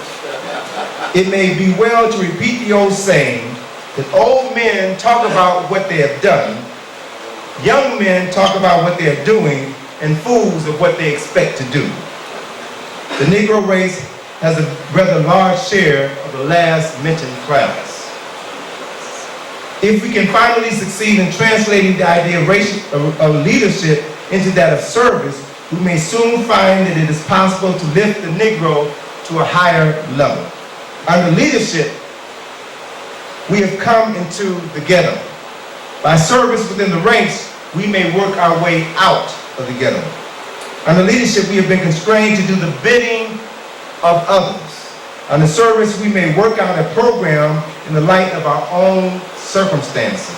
Under leadership, we have become poverty-stricken.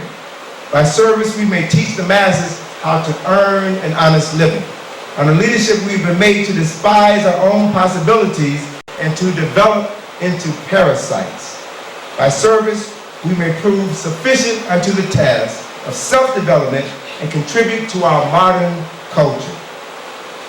It may be difficult for some of us to let go of our old ways and move into a new tomorrow.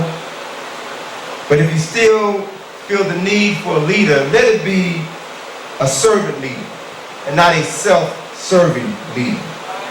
If you're ready for a change, know with no uncertainty that we are standing on the verge of a new tomorrow. And that new tomorrow begins today, at this moment. As Barack says, we must be the change that we are waiting for. The change won't come from the White House or anybody else's house. The change begins in your house. And once you understand who you are and what you need, then you will organize yourselves to let your voice be heard on a larger level so that you can affect meaningful and lasting change. The change begins for many people when you travel outside of this country, when you leave America and see the world. Traveling outside of this country is one of the best things that anybody can do because it helps you put your life in perspective. It helps you realize at one very basic and fundamental level that this is the wealthiest nation on earth. And the average poor person in this country lives better than the average person, than 90% of the people on this planet. And what are we doing with our money? What are we doing with the resources that we have at hand? We're making other folk wealthy. We've heard the statistics. That's our doing. That's not someone else, that is us. And so I've learned from my own personal experiences the benefit of traveling out of the country. I made my first trip to Africa in 1980 when I went to Egypt with Dr. Benny. That trip changed my life forever because I had the opportunity to see with my own eyes information that I had never been exposed to in elementary school, high school, or college, even though I attended predominantly black schools all of my life. Teachers who looked like me didn't teach me the truth. Not because they didn't like me, but because they didn't know the truth themselves. They had never cultivated a deep appreciation for who they were as African people and travel outside of this country and see what we had done and bring those experiences back into the classroom. This past July, I made my 41st trip to Egypt. And it was a trip, this trip was basically my most profound trip.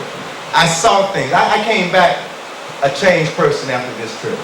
I saw things that made me begin to see myself and my world differently. I'm working on a new book. I'm working on the second volume of Nile Valley Contributions to Civilization.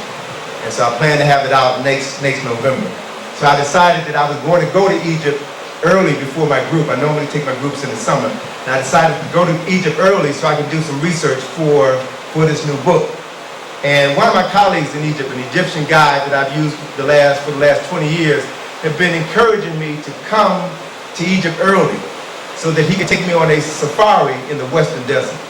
Safari that most African Americans, well actually no African American that he knows of has ever done this trip. So I decided, well, let me go out into the desert with this brother and spend like 4 days in the desert and see what's out there, and then I'll spend the rest of my time in Luxor doing some research, getting some photographs, preparing myself for this next book before my group comes over and have to be involved with this, my group for 2 weeks. These 4 days that I spent in the desert were incredible because in the middle of the Sahara Desert, we went from the West Sahara Desert, west of the mountains, in the region between the Western Mountain and Libya. We moved from Cairo in the north to Luxor in the south and traversed the distance of about 600 miles in the desert. Now, this is real bona fide desert. But in the middle of the desert, I made some incredible finds. I found in the desert on one day shark's teeth in the sand. 8-million-year-old shark's teeth. Yeah. Which means that at one point in time, millions of years ago, all of this was an ocean. Right. I found seashells in one area, seashells all over the sand. In another area of the desert, I found petrified trees, which meant that after the ocean receded, this was a lush tropical area. And the physical evidence I held in my hands in the form of a petrified piece of tree trunk. One evening, we were camping out in the desert, in the middle of the desert, sleeping on a blanket on the sand, pitch black darkness. Woke up about 2:30 in the morning, and for the first time in my life, I understood the expression, a blanket of stars in the sky.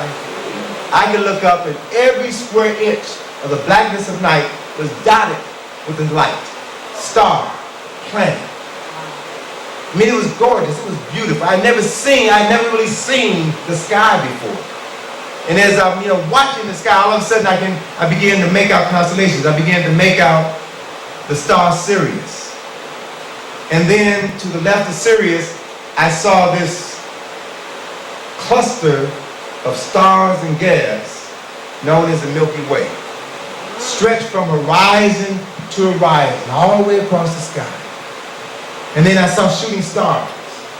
And then, as I was up for like a couple of hours just taking all of this in and realizing that all we are is flesh and bones on this rock in space with billions and billions of other rocks, planets, stars, galaxies, solar systems. And it makes you realize how insignificant our lives are on one very basic and fundamental level. And on the other hand, it makes you realize how precious life is. How precious life is. Our ancestors in Kemet, thousands of years ago, saw those same stars. They saw the Milky Way. And in developing their culture, they created along the Nile River pyramids at Giza, which were a symbolic and astronomical representation of stars in the sky. There's research that's shown that the 3 stars at Giza are a representation of the 3 stars in the constellation of Orion, which the people of Kemet knew as Sahu, was associated with Asar. And in their text, in the very last lecture that Dr. Asa Hilliard did last year in Aswan, Egypt,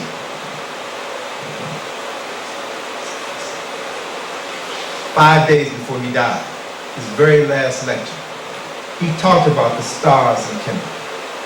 And he related those stars to their sacred texts, their spiritual texts. And he talked about the fact that in their text, the so-called pyramid texts, they talked about the fact that when you die, your soul will ascend into heaven, into the Amduwa, into this place which is that same location, the first star in the belt of Orion, was the place where the souls of all folk went. And then he shared with us that NASA has acknowledged that it is that same star, it is that same segment of the universe which is where stars are born. Galaxies are born. Our ancestors knew with crystal clarity things that we don't have the slightest idea. There's so much knowledge and information that is waiting for us to rediscover. So much information that is at our fingertips.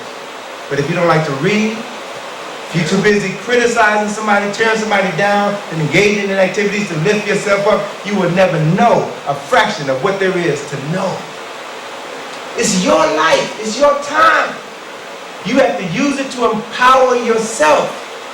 And then once you are empowered, then use that knowledge and that power to transform your world, your community. This is the time in which we live. The most significant part of that trip, though, was when I went to Luxor, and a colleague of mine told me about this Egyptologist who was digging in Luxor, a Russian Egyptologist who happens to live here in New York City. He introduced me to her, and what she showed me just took me on another level. This woman has discovered 3 tombs of Kushite noblemen from the 25th dynasties that are as important to the African community as the discovery of the King Tut's tomb has been to the European and contemporary Egyptian community. She's found this knowledge, and I've went into the tomb. I've seen the tomb. I've seen the significance of what is there. They are tombs of Karakabashkin, who is the vizier or mayor of the city of Waset, or Luxor today, under Shabaka and Piankin. There's another tomb of Karakamun, who was a priest of another king, who was royalty. And these tombs are significant because they are tombs built by Kushites of the 25th dynasty. They are tombs which depict these Africans clearly as Africans. The nose and lips haven't been chiseled out yet. So you can see who they were, carved by their own hands. And these tombs are identical to the tombs of their ancestors of the Old Kingdom, the 3rd, 4th, 5th, and 6th dynasties, the people who built the pyramids, wrote the pyramid text, and established the foundation that's going to be as significant to our community as George Jim James' Stolen Legacy was. It is a book in which he is going to substantiate beyond a shadow of a doubt the physical and spiritual reality of ancestral memory. All right? She's got the physical evidence from Johns Hopkins University to show that ancestral memory is real. They have identified the point in the body, the point in your brain where ancestral memory exists. And so now our job is to realize, as she talks about, as Dr. Newton talks about so eloquently, our job is to realize that our ancestors are waiting for us to come into our right minds so that they can work through us. These things that are happening now are not happening by coincidence. It's no accident that George Bush has flushed this nation down the toilet. It's no accident that this country is going to hell. It's no accident that Barack is poised to become the leader of this country, the most powerful nation on earth. And that is quite possible. It's quite possible because prior to April this month, I was one of the naysayers who said, well, you know, Barack becoming president of the United States is just like someone being promoted to the captain of the Titanic 5 minutes before it hits the iceberg. Yeah. Right? It looks like America is going down, but I know that spirit is real. Spirit is strong. And it flows best through melanated bodies. And the Barack has pure African blood in him and is connected to folk back in Kenya who are working on a spiritual level to protect this brother, to put him in a position where he can bring about meaningful change. But in order for that to happen, we got to do our job. We got to vote. We got to vote. We can't sit this out. Think about Medgar Evers. Think about Rosa Parks. Think about all the people who lost their lives, who lost their jobs, who went to jail, just so that we can have the basic right to pull that lever and cast our vote. See, and there is evidence of this biogenetic growth in the tomb in Egypt, the tomb of Ramesses IV. There's a scene on the wall that shows you this biogenetic growth, which means that in the 19th dynasty, our ancestors understood DNA. They understood ancestral memory and illustrate how that ancestral memory is passed down from generation to generation to generation to generations. Let us remember who we were. Let us be clear about who we are. And with reconstituted minds, let us build the world that our descendants will be proud to inherit. That's our job. That is what we have always done. And if we step up and do these things, then long after we are gone, our children will call our names when they pour libation. And they will say, well done. They will applaud us, they will respect us, they will revere us, because we have shown them what real men and women do when they are in their right minds and when they have courage. So I want to close with a phrase that's all too familiar in this political season. I'm Tony Browder, and I approve this message.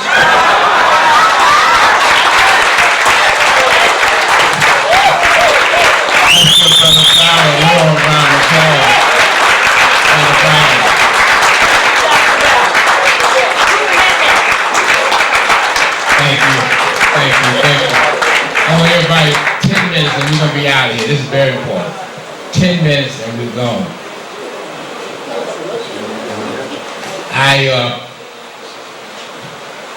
I want to first just simply acknowledge a brother who spoke to us when we was at the Oberian Dempsey Center, and he was a little bit younger then, and I was certainly a little bit younger.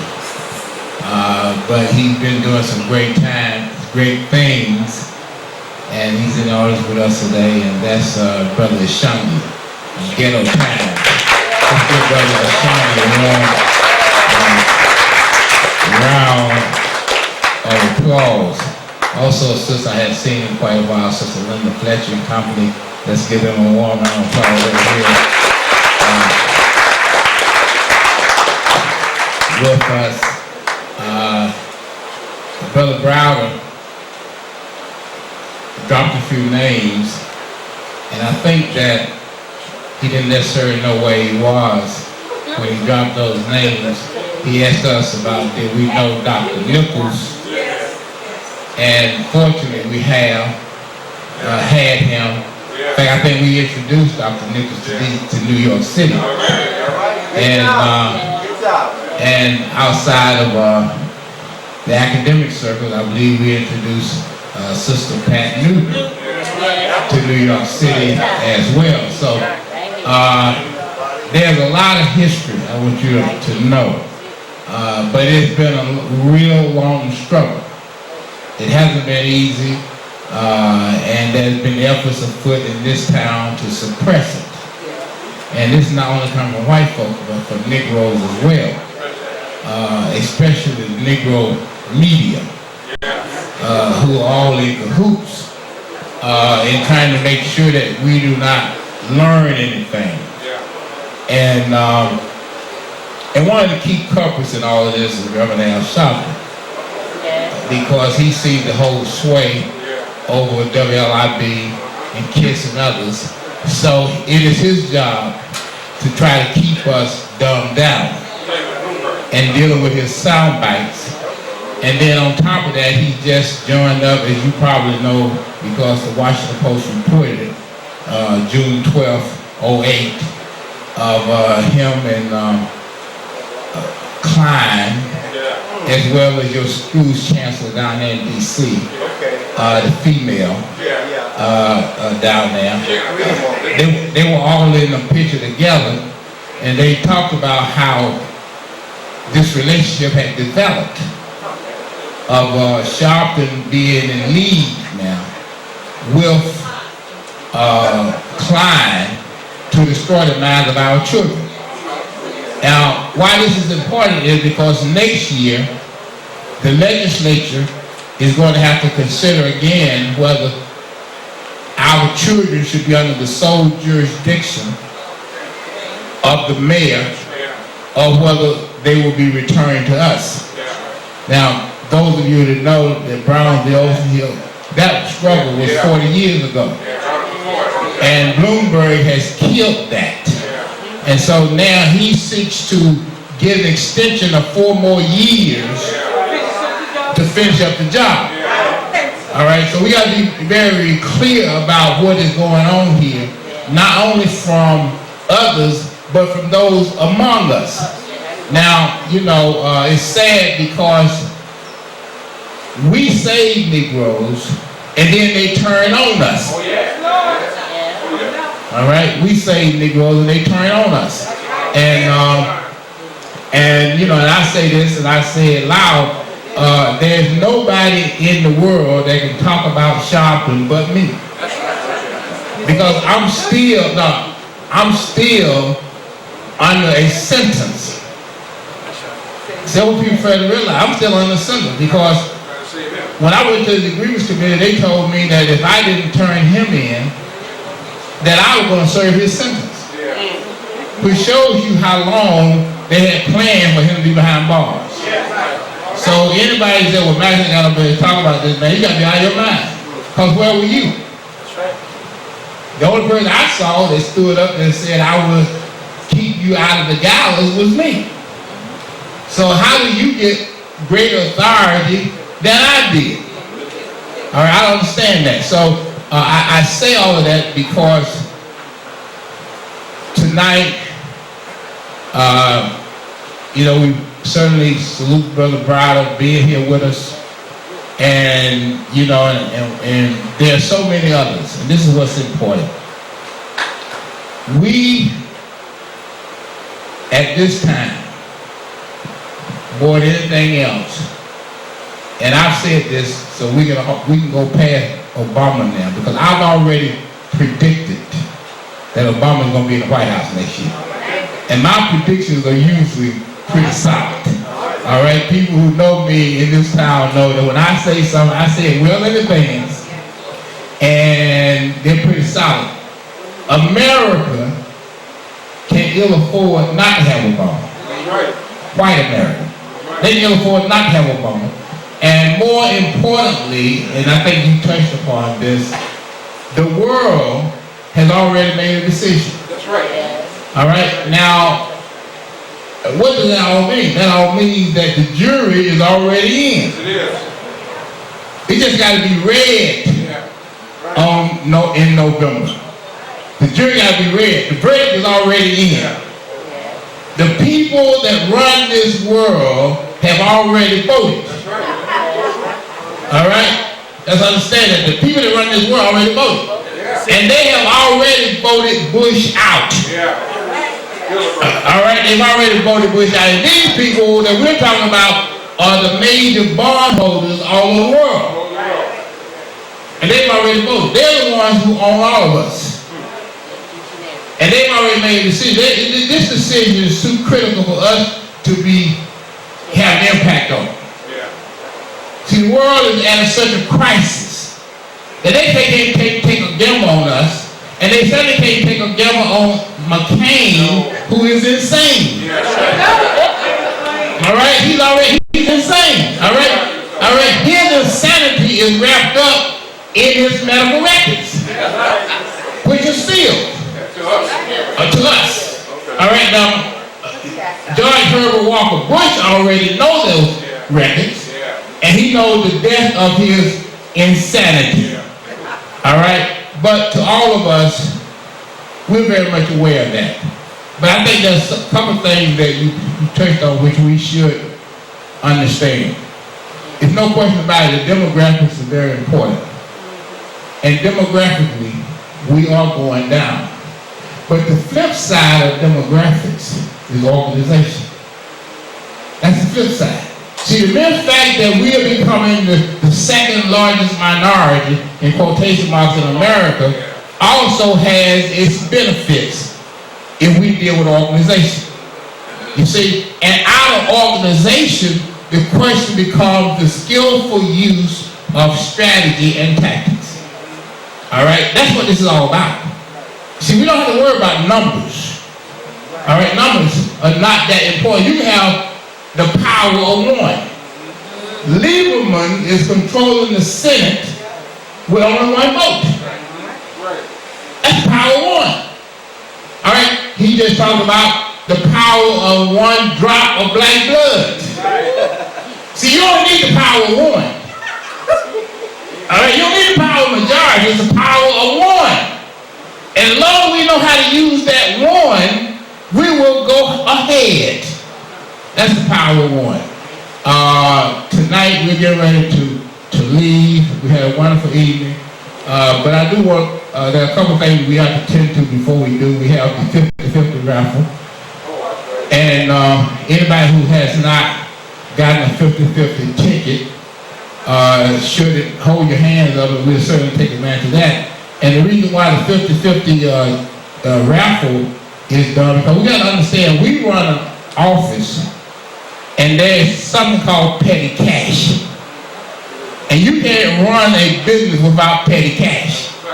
See, when you get ready, last week we sent out petitions to the Senate Banking Committee and to the House Financial Services Committee opposing the bailout plan.